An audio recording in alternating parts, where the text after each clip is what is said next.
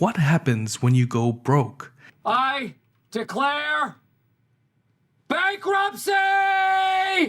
Okay, that's not exactly how it works. Bankruptcy is a process where individuals and companies can seek relief when they're drowning in debt. But the question is, how did this take place in medieval times? Back in the day, keeping track of your debt was not as sophisticated as it is today.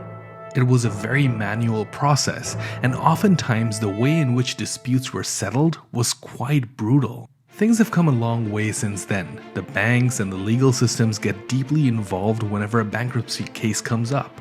But in medieval times, this was a really tough process to manage. So today I wanted to get into this topic. How did bankruptcy work back in the medieval times? So why are we only going back to the medieval times and not even earlier? The reality is bankruptcy wasn't even a concept for much of human history before the medieval times.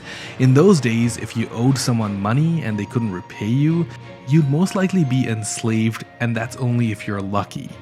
You see, creditors were themselves sanctioned to inflict punishment on their defaulters as they saw fit.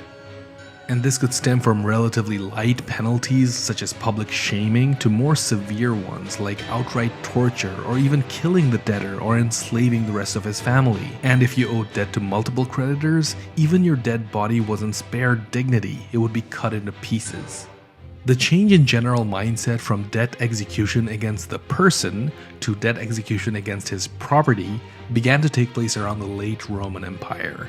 This basically means that if a person was drowning in debt, their own life wasn't at risk. Instead, their properties and their assets would be used to offset their debt. And we owe this change largely to one man, in particular a government official called Rutilius Claudius Nematianus. And the law that Rutilius introduced was called the Bonorum Venditio, which literally means the sale of goods, and it allows creditors to be compensated by the sale of a debtor's properties.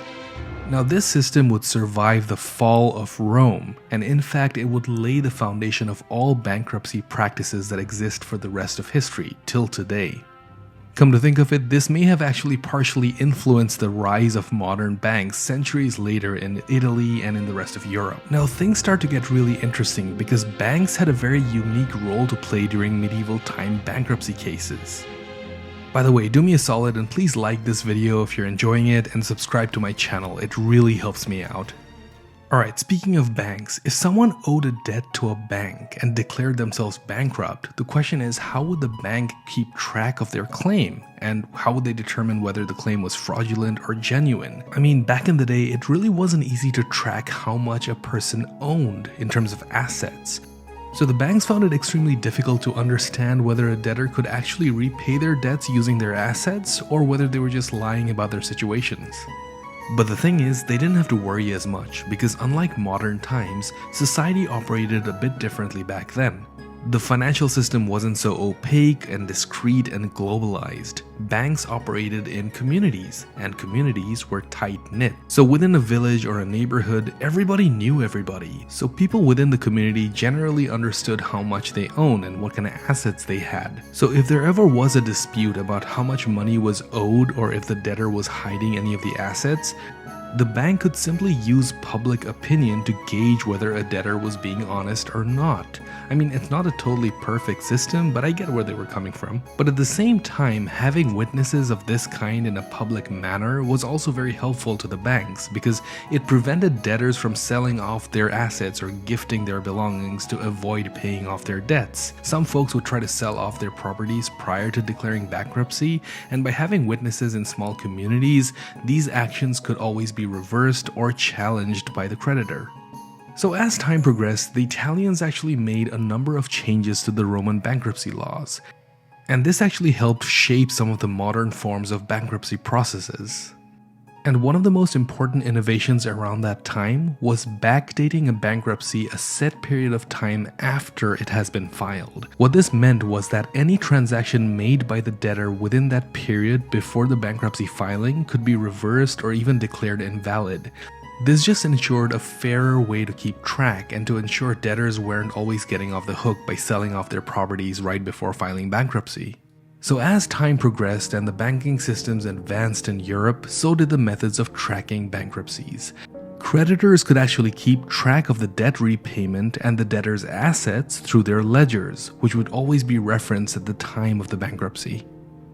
And additionally, they could actually request access to the government ledgers. And these government ledgers were even more detailed because they're always used to calculate taxes. So the creditors could actually use these ledgers to cross-check the debtor's honesty to see if their assets are actually true. I mean, at this stage you can start to see how these policies started to shape and how it evolved into the modern day bankruptcy processes. So, the medieval system of bankruptcy resembles the modern form for sure, but there are a few major differences. In modern day bankruptcy, what happens is the following. The debtor files a petition with the court, and the court gives a stay order. That basically means that it's a time period where creditors are barred from demanding any debt collection. Then, the debtor's assets are evaluated, and then the assets are categorized as exempt or non-exempt. If the asset was exempt, it means that they are not going to be used to repay the creditors. But if the asset is categorized as non-exempt, then they will be liquidated by a trustee, and the money from the sale flows back into repaying the creditors.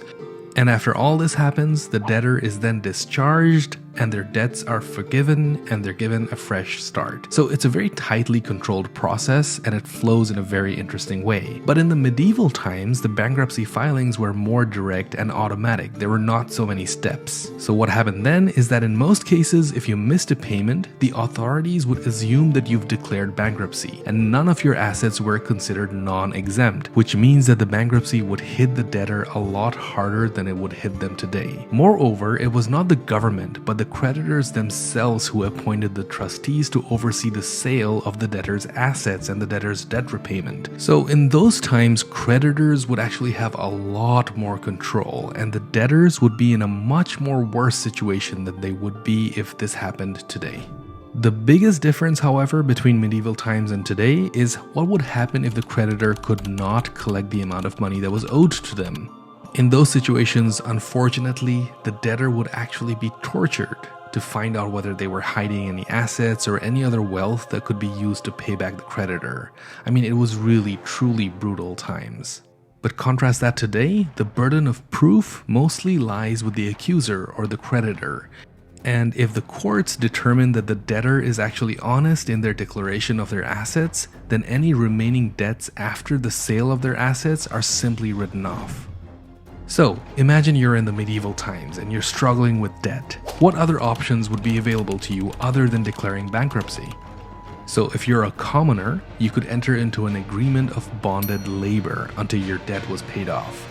It's not exactly slavery because the person wasn't really considered property, but it was still a very brutal form of exploitation because once bonded, people could rarely escape. And if you were a noble person, you always had the option of switching your allegiance to someone who had more guns and swords and power than your creditors, so you could use brute force to get away from it. I mean, that's exactly what Philip III, the Duke of Burgundy, did. He switched allegiance quite a number of times to avoid the burden of repaying his debts. Okay, another brutal option is just murdering your creditors. That's right.